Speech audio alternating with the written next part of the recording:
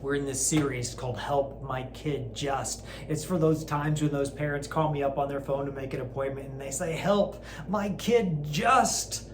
Help my kid just got caught stealing. Destiny, how do we help them? Well, it kind of depends on the age, but either way, what need are they feeling like isn't being met?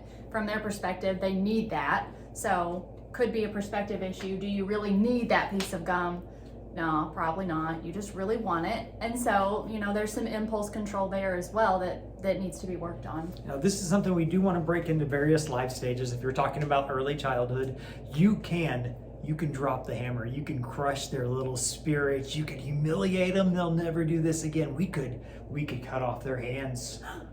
They wouldn't steal, that's for sure. That works in some parts of the world. Or we could teach them, and in this case, the wrong that is there. It's important to teach young. Now, if they're adolescent and they're stealing, whoops, they didn't steal some gum, they stole the car. That's a completely different problem. And what I would say for starters is as at that point, it's time to start evaluating how you're disciplining and how you're attending to the emotional needs of your child. Now, don't get me wrong. If your child steals, it doesn't mean that you failed them. It doesn't mean, what it means is that they've stolen, and so they've made some poor choices. But you are, as a parent, the most influential person in their life. Mm-hmm. And as far as little kids go, it's very, very developmentally appropriate and normal for that to happen. It doesn't mean that you don't do anything about it. They need to go and give it back, and they need it to be explained to them. But that's the key.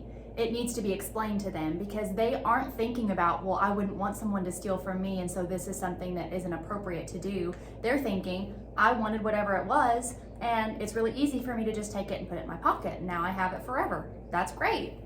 Regular places where we see teenagers stealing is if they're in the wrong crowd and they're doing it to be entertaining. Maybe they're thrill seeking. Maybe they just saw something and they wanted it and they took it. And whatever the range of entitlement or thrill seeking or social approval or whatever it is that they're doing, once you know the why, it kind of helps you to know how to proceed. So if you're thrill seeking, it sounds like you're doing it wrong. And it also sounds like you may be missing out on a lot of the thrills that you should be having, like normal thrills that aren't illegal. If it's attention seeking, maybe there's an opportunity to learn new ways to seek attention. And as a parent, discipline to teach your children how to ask for attention the right way, well, that could be beneficial. Maybe they just wanted it and they've come to this place in their life where they've just gotten everything that they wanted. Well, there's a lesson to be learned there. I want a very big, fast sports car.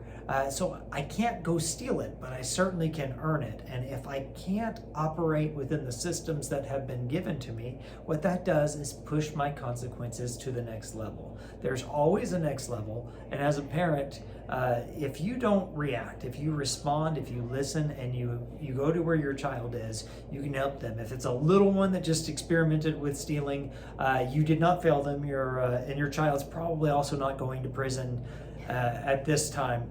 Statistically, it's not likely that they're going to prison anyways. Intervene, teach, discipline and teaching, they go together. There's a punishment and there's a lesson so that they know what not to do.